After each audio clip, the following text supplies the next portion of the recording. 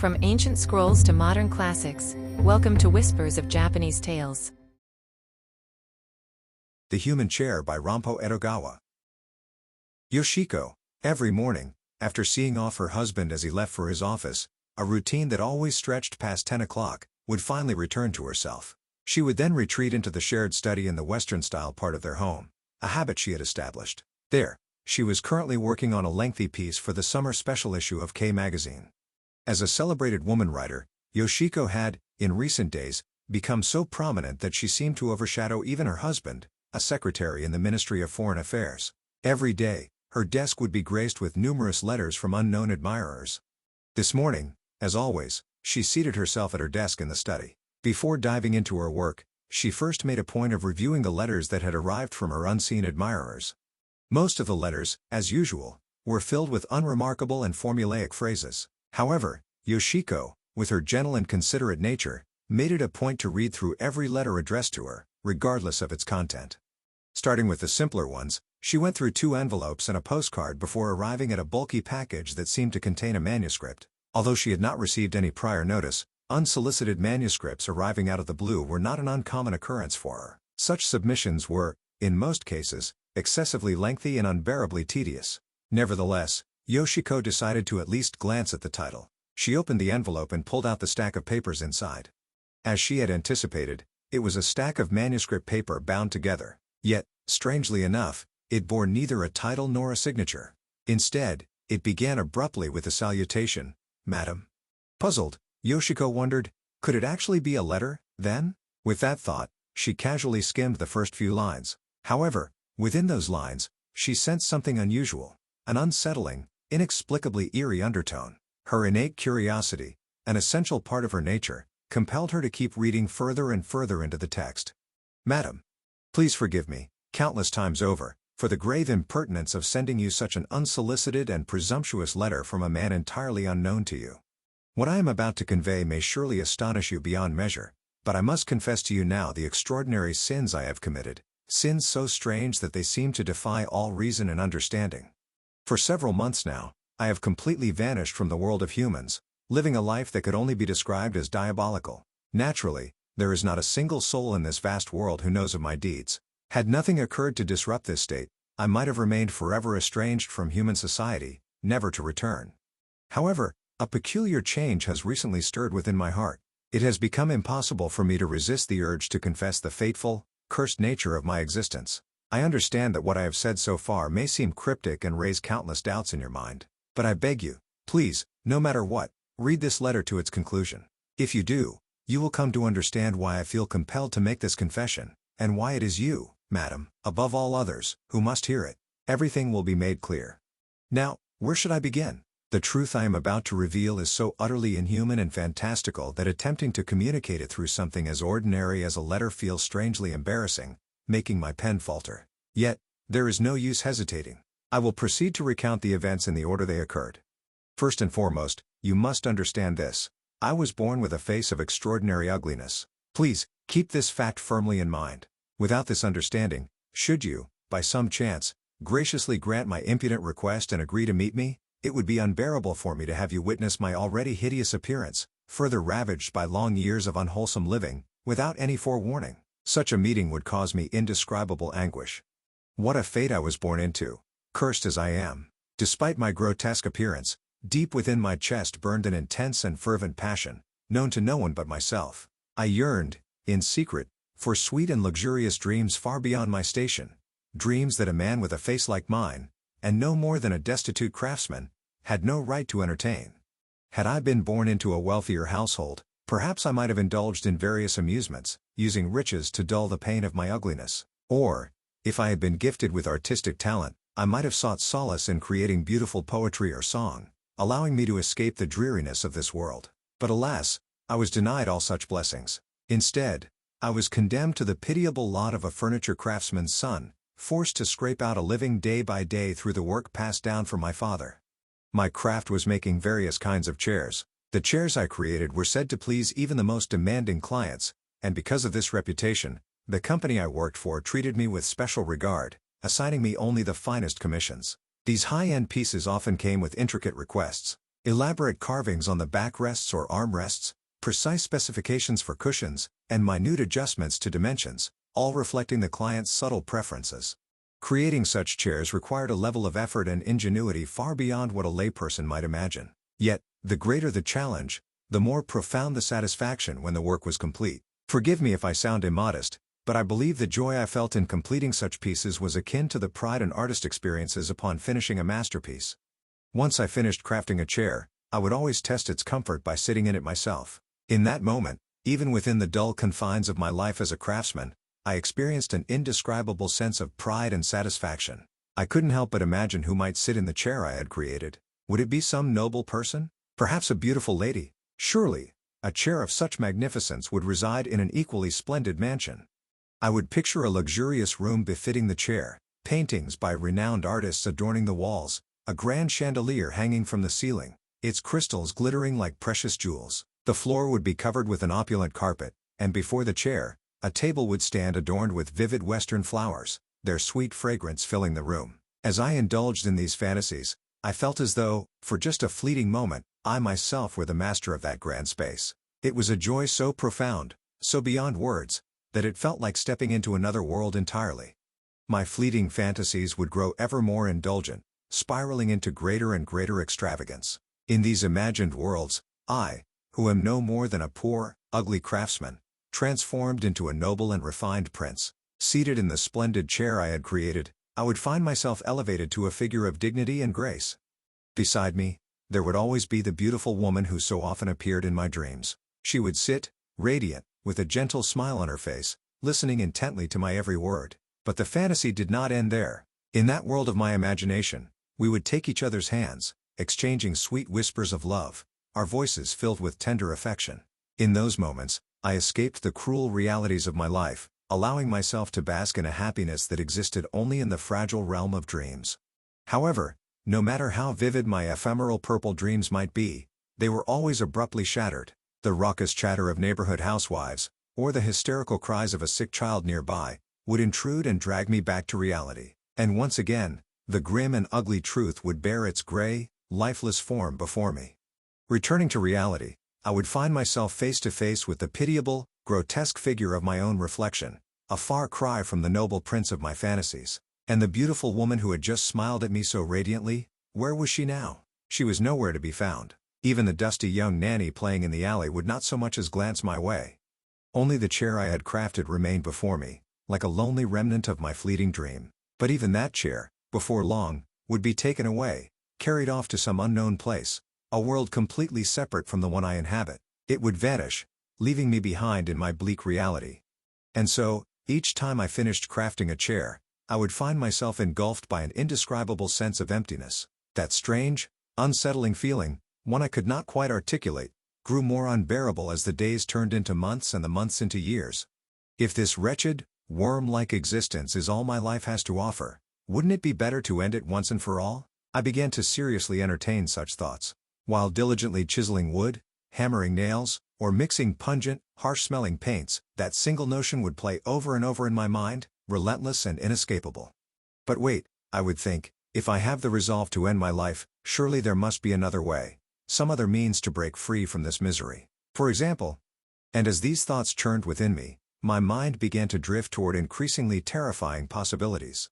Around that time, I received a commission to create something unlike anything I had ever worked on before, a large, leather-upholstered armchair. The chair was intended for a foreign-owned hotel in Y City. Originally, it was supposed to be imported directly from the owner's home country, but my employer's company had lobbied hard, arguing that Japan also had skilled craftsmen capable of producing chairs that could rival imported ones. Eventually, the order was secured, and it fell to me to complete the task.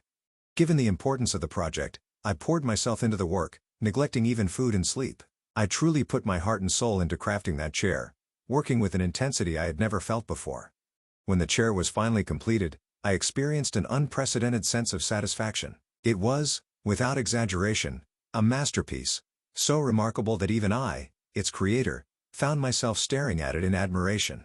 As was my habit, I took one of the armchairs from the four-piece set and placed it in a sunlit area of the wooden floor. I then sank leisurely into its seat. What unparalleled comfort it offered! The cushion, Firm yet soft with just the right amount of give, provided perfect support. The untreated gray leather upholstery, left in its natural state, felt smooth and luxurious to the touch. The backrest, gently sloped, cradled my spine with an embrace that seemed almost alive. The armrests, with their full rounded curves, swelled gracefully outward, completing the chair's harmonious design. It embodied the very essence of comfort, as though the word itself had taken physical form.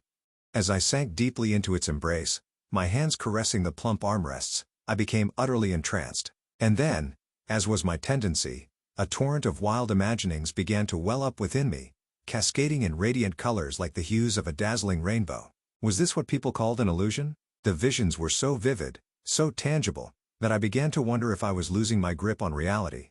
A creeping fear gnawed at me, as though I might be slipping into madness. As I sat there, a sudden and extraordinary idea took shape in my mind. It was as though the whispers of a devil had crept into my thoughts.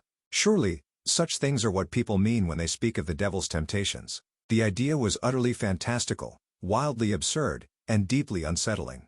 Yet, it held an inexplicable allure, drawing me in with a sinister charm. At first, the thought was simple and innocent enough. I didn't want to part with the beautiful chair I had poured my heart and soul into.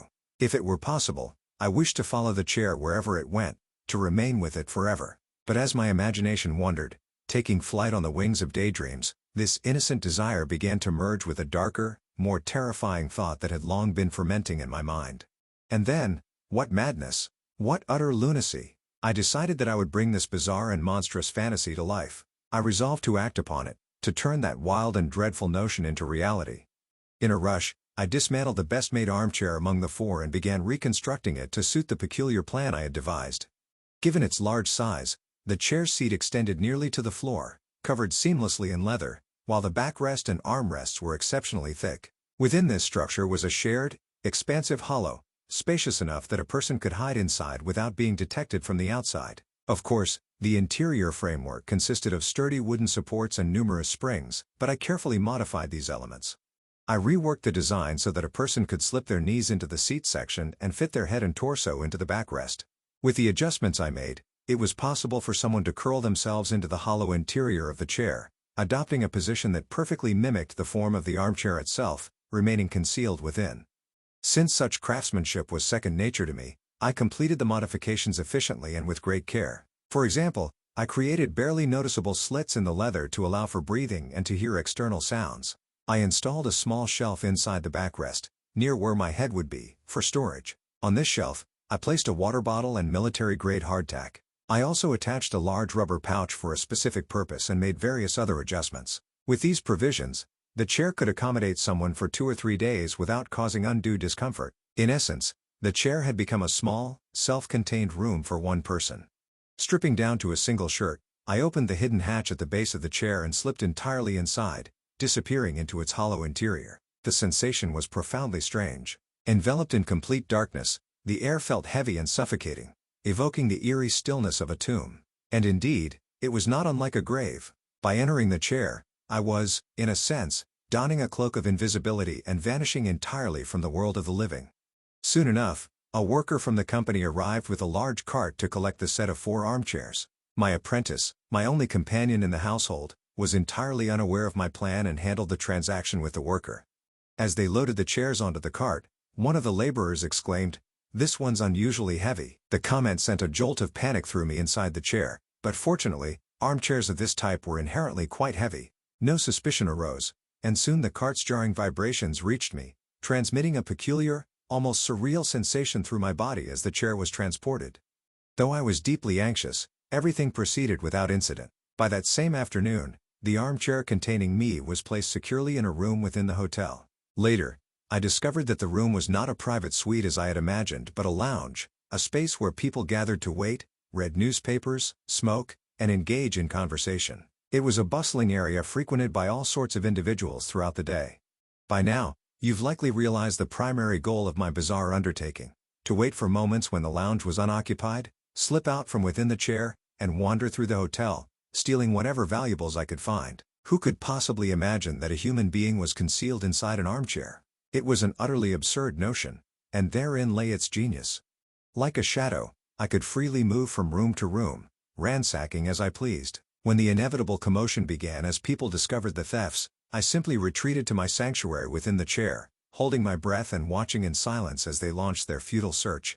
You are likely familiar with hermit crabs, the peculiar creatures found along the shoreline. They resemble oversized spiders and strut about arrogantly when the coast is clear. But at the faintest sound of human footsteps, they dart with astonishing speed into their burrowed shells, poking out their hairy claws just enough to monitor their surroundings. I was no different. Instead of a shell, I had the chair as my hideout, and instead of a shoreline, I prowled through the hotel, moving boldly when the opportunity arose and retreating when danger approached. A hermit crab in spirit, I claimed the hotel as my domain. Now, my outrageous plan succeeded precisely because it was so audacious. It caught everyone completely off guard. By the third day after arriving at the hotel, I had already completed a substantial job and acquired quite a haul. The feeling when committing a theft was both terrifying and exhilarating. The indescribable joy of a successful heist, the thrill of watching people frantically search for a thief right under their noses, oblivious to my presence, it was all intoxicating. The absurdity of the situation, the hilarity of their cluelessness, and the sheer adrenaline of it all. What a peculiar, captivating allure it held for me. However, I regret to say I do not have the time to recount all those details here. For in that hotel, amidst my exploits, I discovered something far greater, 20 times more thrilling than mere theft. It was a bizarre and utterly extraordinary pleasure, and confessing this is, in fact, the true purpose of this letter. Let me take you back to the moment when my chair was first placed in the lounge of the hotel.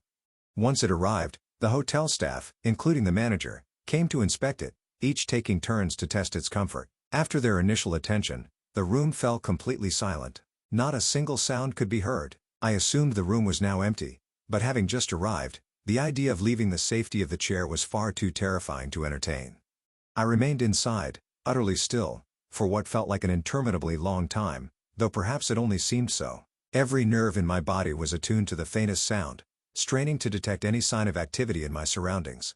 I dared not move or breathe too loudly, fixated on listening for any indication of the world outside my leather sanctuary. After some time, I heard heavy footsteps echoing down what must have been the hallway. The sound grew louder as they approached, until they reached the carpeted floor of the lounge, where the steps became almost imperceptible. Then, suddenly, a coarse male breathing filled the room, and before I could react, a large, heavy body, clearly that of a Westerner, dropped onto my lap with a thud, bouncing softly 2 or 3 times on the cushioned seat. The man's solid, powerful thighs pressed firmly against mine, separated only by the thin layer of leather. His broad shoulders leaned against my chest, and his heavy hands rested on the armrests, directly over my own hands, with only the leather dividing them. The scent of his cigar, rich and distinctly masculine, wafted through the hidden slits in the leather. "Madam, I ask you to imagine yourself in my place, envisioning such a scene. What a strange and surreal tableau it must seem to you." As for me, I was paralyzed with fear. Inside the darkness of the chair, I shrank as tightly as I could, cold sweat dripping from my armpits. My mind went utterly blank, and I sat there, frozen and dazed, unable to think or move. That man was just the first. Throughout that day, a variety of people took turns sitting on my lap, one after another. Yet none of them had the slightest inkling that I was there, that the soft cushion they believed they were sinking into was, in reality, my own blood-filled thighs. No one realized that beneath the thin layer of leather was a living, breathing human being. Enclosed in the stifling darkness of the leather-bound chair, unable to move, I found myself in a world unlike any other, a strange, intoxicatingly secretive realm. In that confined space, the people who sat on me no longer felt like the humans we perceive with our eyes. They seemed transformed into entirely different, mysterious beings. It was as if my senses had been heightened, revealing a new and otherworldly dimension to their presence. How eerie, yet how compelling, that hidden world was. To me, they became nothing more than voices, breaths, footsteps, rustling fabric, and pliant, rounded masses of flesh. I could identify each person not by their appearance but by the texture and sensation of their bodies. Some were soft and flabby, like spoiled fish, while others were bony and rigid, evoking the feeling of a skeleton. Each individual's unique traits revealed themselves to me. The curve of their spine, the angle of their shoulder blades, the length of their arms, the thickness of their thighs, or the proportions of their tailbone. When all these factors were considered together, even those with seemingly similar builds had distinguishing features. It struck me that humans could likely be identified not only by their faces or fingerprints, but also by the overall texture and shape of their bodies. The same applied to my perception of the opposite sex. In the ordinary world, people judge beauty or attractiveness based largely on facial features. But within the confines of this chair, such considerations were entirely irrelevant. Here, only the bare physicality of the body, the tone of the voice, and the unique fragrance of each individual mattered. It was a raw, primal form of understanding, stripped of the usual superficial markers of identity. Madam, I beg you not to take offense at the openness of my account. It was during this strange experience that I found myself deeply and inexplicably drawn to the body of a particular woman, the first woman to sit upon my chair. Judging by her voice, I imagined her to be a young, foreign maiden, full of life and youth. At that moment, the room was empty save for her, and she seemed to be in an exceptionally joyful mood. Humming a curious tune in a low voice, she entered the room with a light, almost dancing step. Then, without hesitation, she approached the armchair where I was concealed and flung her supple, voluptuous body onto me. Her movements were graceful yet unrestrained. For reasons unknown, she suddenly burst into laughter, her voice ringing brightly. As she laughed, she flailed her arms and legs, thrashing about like a fish caught in a net, her body bouncing and writhing atop the chair with vibrant energy. The vividness of her presence, her laughter, her movements, her very essence, was intoxicating, filling that dark, hidden space with a strange, irresistible vitality. For nearly half an hour, she remained on my lap, occasionally singing as she moved her weighty, supple body in rhythm with her tune. To me, this was an utterly earth-shattering event, something I could never have anticipated. Women had always been, in my mind, sacred beings. No, more than that, they were terrifying. I had always avoided even looking them in the eye. And yet, here I was, in the same room, sharing the same chair, no, something far closer. With only the thin layer of leather separating us, I could feel the warmth of her body pressed against mine. Remarkably, she seemed completely at ease, unaware of the truth beneath her. She entrusted her entire weight to me, moving freely and carelessly, unbothered by the lack of onlookers. Her carefree attitude, her unrestrained presence, was intoxicating. From inside the chair, I realized that I could, in theory, do anything. I could mimic the act of embracing her. I could even press my lips to the back of her soft, full neck through the leather. There was no one to stop me. Inside this strange, hidden world, I was free to act as I pleased. After this astonishing discovery, my original purpose of theft became secondary. I found myself utterly absorbed, even addicted, to this strange and tactile world. I began to think, perhaps this hidden world within the chair is my true home. For a man like me, ugly, timid, and perpetually self-conscious, the bright, visible world only offered a life of shame and humiliation. But here, in this confined space, enduring the discomfort of its cramped quarters, I could achieve what I never dreamed possible in the open world. I could draw near to beautiful women, hear their voices, feel their warmth, things I would never be allowed in the world of light. A love born within the chair, what an inexplicable and intoxicating allure it held. Unless one has entered this hidden world, one cannot truly grasp its appeal. It was a love experienced only through touch, sound, and faint sense, a romance of darkness, entirely removed from the realm of ordinary existence. It felt as though it belonged to a world of demons, a love born in the devil's domain. When I reflect on it, I wonder what other strange and terrifying acts might be unfolding, unseen, in the hidden corners of our world. The thought is beyond comprehension. This clandestine, tactile love, this dark passion, was something utterly alien to the bright world above. Initially, my plan was simple: to complete my thefts and escape the hotel as quickly as possible. However, once I became consumed by the strange and extraordinary joy of this hidden life, the idea of fleeing no longer crossed my mind. Instead, I resolved to make the interior of the chair my permanent home and to continue this clandestine existence indefinitely. During my nocturnal excursions, I exercised extreme caution. I moved silently, avoiding the slightest sound or the gaze of any passers-by. This vigilance ensured my safety. Nevertheless, even I am astounded when I reflect on how I managed to remain undiscovered for several months, living entirely within the confines of the chair. It is truly remarkable that such a bizarre and precarious existence went unnoticed for so long. Spending nearly every hour of every day curled up in the cramped space of the chair, with my arms bent and knees folded, left my entire body numb and stiff. Eventually, I lost the ability to stand upright completely. In time, even simple trips to the kitchen or restroom became impossible without crawling on all fours, like a crippled man. What madness, what lunacy, possessed me? Despite the immense physical suffering, I could not bring myself to abandon the strange, tactile world I had discovered. Some guests stayed at the hotel for months, even 2 months at a time, using it as their temporary home. But as hotels go, there was a constant flow of new arrivals and departures. Thus, the object of my peculiar affections would inevitably change with time, and there was nothing I could do to stop it. The memories of these strange lovers remained etched in my mind, not, as one might expect, through recollections of their faces, but through the unique shapes and sensations of their bodies. Their forms, more than any other detail, became the indelible markers of my secret and unearthly romances. Some had lean, taut bodies, exuding the vigor and grace of a young colt. Others moved with a serpentine elegance, their supple frames twisting and bending with seductive fluidity. There were those whose forms resembled rubber balls, plump and full, rich with both fat and elasticity. And then there were those whose physiques mirrored Greek sculptures, robust and powerful, with perfectly balanced muscular development. Each woman's body possessed its own distinct characteristics and unique allure. No two were alike, and each left an indelible impression on me. These differences, subtle or pronounced, added to the mesmerizing tapestry of sensations that filled my hidden world, making every encounter a singular and unforgettable experience. As I moved from one woman to the next, I experienced yet another kind of strange and profound encounter. One such experience occurred when the ambassador of a powerful European nation, this I learned from the gossip of the Japanese hotel staff, placed his imposing frame upon my lap. This man was renowned not only as a statesman but also as a world-class poet, a figure celebrated far beyond the political arena. Knowing that I was touching the very skin of such a towering figure filled me with an almost giddy sense of pride, a bizarre yet undeniable thrill. He remained seated on me for about 10 minutes, conversing with 2 or 3 of his compatriots. Naturally, I had no understanding of what they were discussing, but each gesture he made caused his large, firm body to shift and press against mine. His flesh, warmer than that of an average person, seemed to radiate a peculiar heat that both tickled and stimulated me in a way I cannot adequately describe.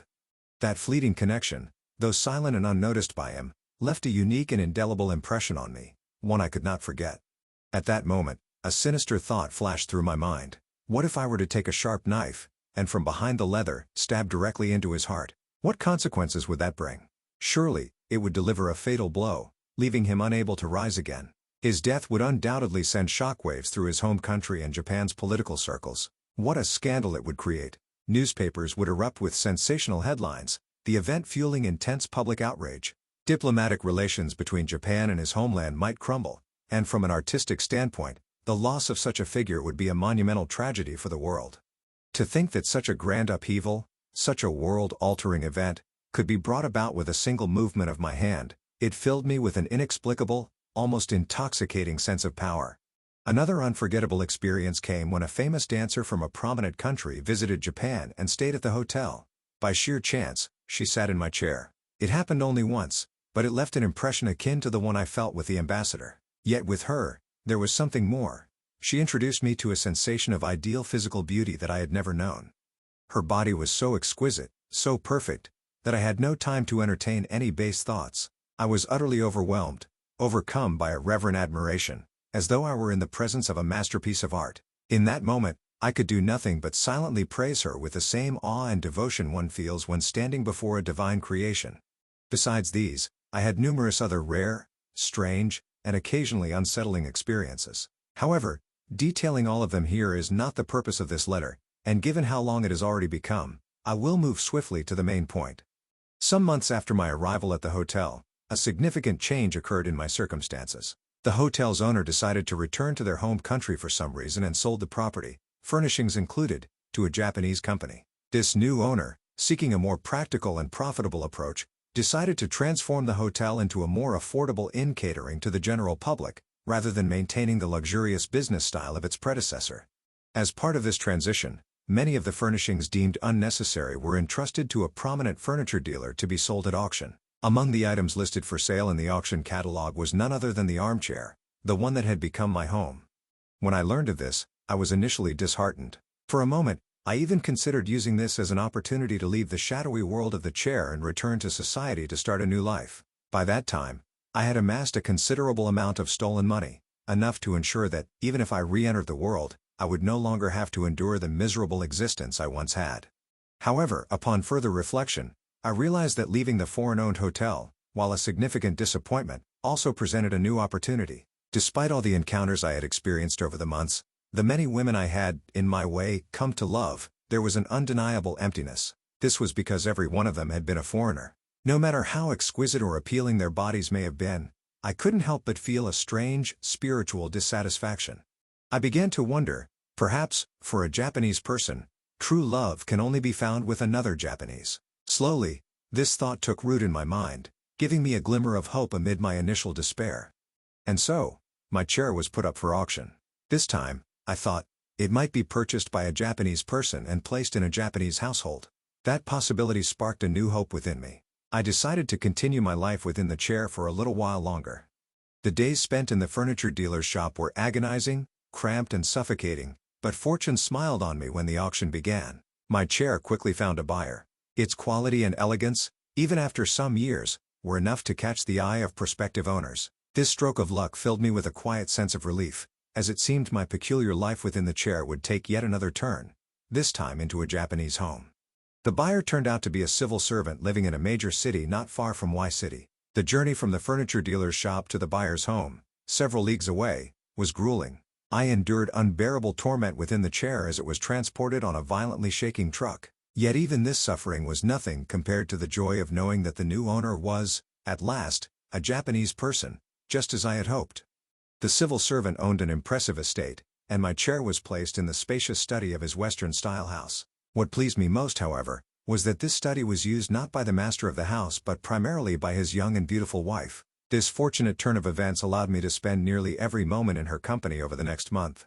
Apart from her meals and sleeping hours, the elegant contours of her body were almost always in contact with me. This was because she spent countless hours in the study, deeply engrossed in the writing of some work. The closeness, the intimacy, was everything I had longed for, and her presence filled the dark, confined world of the chair with a strange, intoxicating vitality.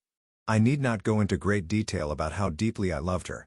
The depth of my feeling speaks for itself. She was the first Japanese person I had ever encountered in such intimacy, and she possessed a beauty that captivated me utterly. For the first time, I felt what I could only describe as true love. Compared to this, all the countless encounters I had experienced at the hotel were nothing. They could not even be called love. The proof of this is clear. While I had never felt such a compulsion before, with her, I was no longer satisfied with simply enjoying the secret caresses afforded by my hidden position. I began to long for her to know of my presence, to be aware that I existed. This was a dangerous desire, and yet it consumed me. I even devised ways to discreetly make her aware of me, though I dared not be too obvious. I wanted, if it were possible, for her to recognize me and, in my wildest dreams, to love me. It was an absurd, selfish wish, but one I could not suppress. Yet, how could I make her aware of me without revealing everything? If she realized that a man was hiding in the chair, she would undoubtedly be overcome with shock and immediately inform her husband or the servants. That would ruin everything. Not only would my life in the chair be over, but I would face severe accusations and legal punishment for my actions. And so, I was trapped, longing for her attention but knowing that revealing myself would destroy everything. So, I resolved to at least make her feel as comfortable as possible on my chair, to create a sense of attachment and fondness for it. As an artist, she surely possessed a heightened sensitivity, far beyond that of an ordinary person. If she could sense life within the chair, if she could see it not merely as an object but as a living entity and grow attached to it, I would be deeply content with that alone. Whenever she sank onto the chair, I made every effort to gently cushion her weight, as if cradling her softly. When she appeared fatigued while sitting on me, I subtly adjusted my knees, ever so slowly, to shift her body into a more comfortable position without her noticing. And when she began to doze off, I took on the role of a cradle, rocking my knees ever so faintly to lull her deeper into slumber. These small gestures were my way of expressing my silent devotion, of creating a bond, however one-sided, between her and the chair that was now my world. Perhaps it was my care and attention that bore fruit, or perhaps it was merely a trick of my imagination, but in recent days, it seemed to me that the lady had developed a fondness for my chair. When she sank into it, it was with a sweetness and tenderness reminiscent of an infant cradled in its mother's arms, or a maiden responding to the embrace of her lover. Even the way she moved upon my lap appeared filled with a sense of affectionate familiarity. And so, my passion burned brighter with each passing day. Eventually, oh, madam, forgive me, even my feeble sense of propriety was overtaken by an overwhelming desire. I began to harbor an audacious, impossible wish, to see my beloved's face, just once, and to exchange words with her. If only I could do that, I thought, I would gladly accept death. Madam, you must have already realized the truth by now. Please forgive my boldness, but the woman I have spoken of, the one who became my beloved, is none other than yourself. Since the day your husband purchased my chair from the furniture dealer in Y City, I, a pitiful and unworthy man, have been devoted to you with a love that I know I can never hope to fulfill. Madam, I beg of you, as the one great request of my life, would you grant me the chance to meet you, just once? Could you offer even a single word of kindness to comfort this wretched, pitiful man? I ask for nothing more. I know I am too hideous, too degraded to hope for anything beyond that. Please, I implore you, hear the earnest plea of a man who has known nothing but misfortune. Last night, I slipped out of the estate to write this letter. To make such a request face to face would be far too dangerous, and, in truth, beyond my capacity. Now, as you read this letter, I imagine myself pacing anxiously around your home, my face pale with worry. I fear your reaction, yet my longing to speak to you outweighs all else. Please, madam, I beg you, grant me this one small mercy. If you are willing to grant this most audacious of requests, please, madam, place your handkerchief upon the potted carnation by the study window. That will be my signal. Upon seeing it, I shall come to your front door, presenting myself as nothing more than an ordinary visitor. With all my heart, I await your response, madam. Whether you grant me this mercy or not, know that this pitiful man's soul is entirely yours. The strange letter concluded with a fervent plea, written in words so charged with emotion that they seemed almost a prayer. By the time Yoshiko had read halfway through the letter, she had already turned deathly pale from the terrible sense of foreboding it instilled in her. Unconsciously, she rose to her feet and fled from the study, leaving behind the ominous armchair. She retreated to the tatami room of the Japanese-style part of the house, as if seeking its warmth and familiarity to counter the chill that had crept over her.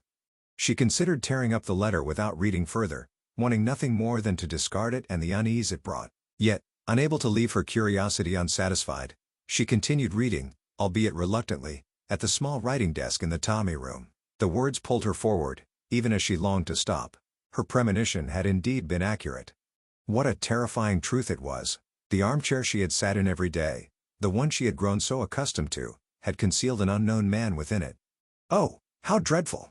A chill ran down her spine, as though cold water had been poured over her. She felt a shiver that wouldn't subside, an unsettling tremor that persisted long after. In the face of such a revelation, she was stunned into a daze, unsure of how to proceed. What should I do? She wondered. Could it be true? Could such a horrifying thing even be possible? She pondered whether the chair might still contain remnants of the man's presence, food or other unsavory belongings left behind, even if the man himself had gone. How could such a thing exist, hidden in plain sight? Madam, a letter for you. Startled, she turned to find a maid holding a letter that had apparently just arrived.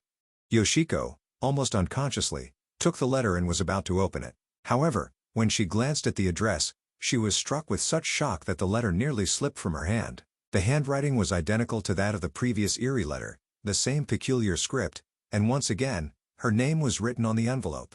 She stood frozen for a long time, torn between whether to open it or not.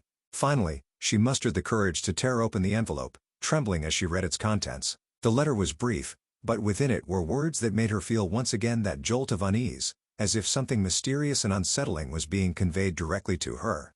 I must apologize for the abruptness of sending this letter. I have long been an admirer of your works. The enclosed letter contains one of my humble creations. If you would be so kind as to read it and offer your critique, I would be more than grateful. Due to certain circumstances, I had already mailed the manuscript before writing this letter, so I believe you may have already seen it. How did you find it? If, by any chance, my modest work has left even a slight impression on you, there would be no greater joy for me. The manuscript, as I intentionally left it out, bears the title The Human Chair. I apologize for my impudence in making this request, but I humbly ask for your consideration.